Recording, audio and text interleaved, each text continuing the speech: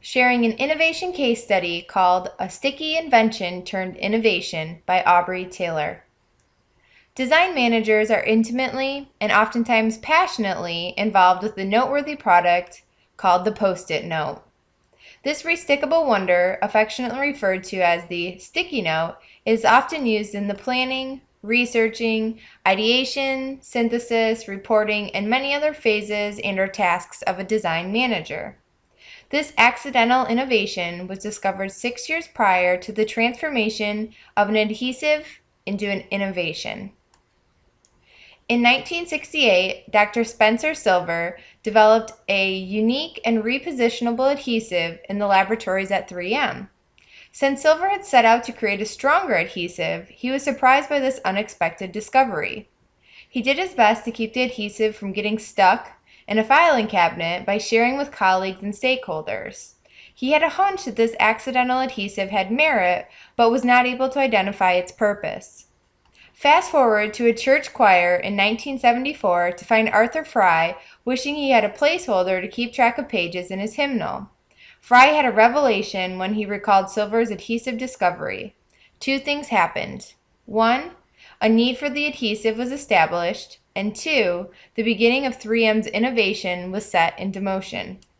Silver's discovery of the adhesive as the invention and Fry's articulation of the need as the start of the innovation process echo Crawford's definition.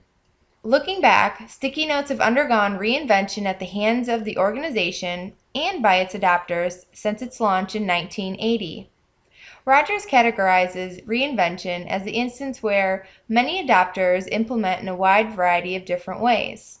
This is understandable considering an innovation that is general concept or tool with many possible applications is more likely to be reinvented. 3M has reinvented the adhesive innovation into flags, pop-ups, dispensers, labels, easels, and more. Adopters have used the Post-it note as wallpaper, artistic inspiration, attire, murals, and more. One could speculate that the launch of the Super Sticky Note in 2003 was a result of the disassociation of forces where the technical object, the adhesive, failed against stronger forces. These forces include vertical and hard-to-stick surfaces that adapters require the Post-it notes to work in. Disassociation may be a negative consequence, but sticky notes have been commercialized for more than 30 years, so there must be a positive side. Well, as Rogers would say, desirable consequences are the functional effects of an innovation for an individual or for a social system. Based on 3M's more than $2 million in sales only 1 year after launch of the Post-it note, this consumer innovation was perceived as desirable to its social system of users. In fact, still today, Business Week reported 3M sells about 50 billion Post-it sheets each year, which is roughly the equivalent of 555 million of those little pads sold every year.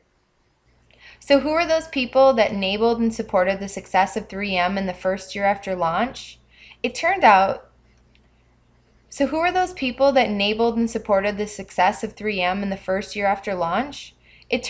those innovators were the attendees at a campaign called the Boise Blitz in Idaho, where 3M passed out huge amounts of free samples. In fact, 90% of the people and/or businesses that received the free samples turned around and ordered the Post-it note. One could also acknowledge that 3M employees were most likely also innovators. A company's employees that adopt the products they create can serve as the best advocates as well as consumers for the product. So who makes up the early adopters? Well, nearly 2 years after the Boise Blitz, Post-it notes were released throughout the U.S. So this is where the early adopters category comes into play by purchasing, repurchasing, and sharing with friends. Now let's look at the 5 characteristics of innovation in order to help explain the different rates of adoption. Relative advantage can be measured by economic impact, but also by convenience, satisfaction, and social status as a result of an innovation. The economic impact was referenced earlier, but Post-it notes have been advantageous in other ways too. The notes are portable due to their 3 by 3-inch size and are also reusable, allowing users to stick and restick at their convenience. And in pockets of the social system, like design management for instance, Post-it notes can also be a status symbol of the more creative and collaborative thinkers within an organization. Compatibility is the degree to which an innovation is perceived as being consistent with the existing values, past experiences, and needs of potential adopters. Post-it notes are a tool in the communication process, an existing system that already requires users to take notes, remember tasks and commentary, and share messages with others.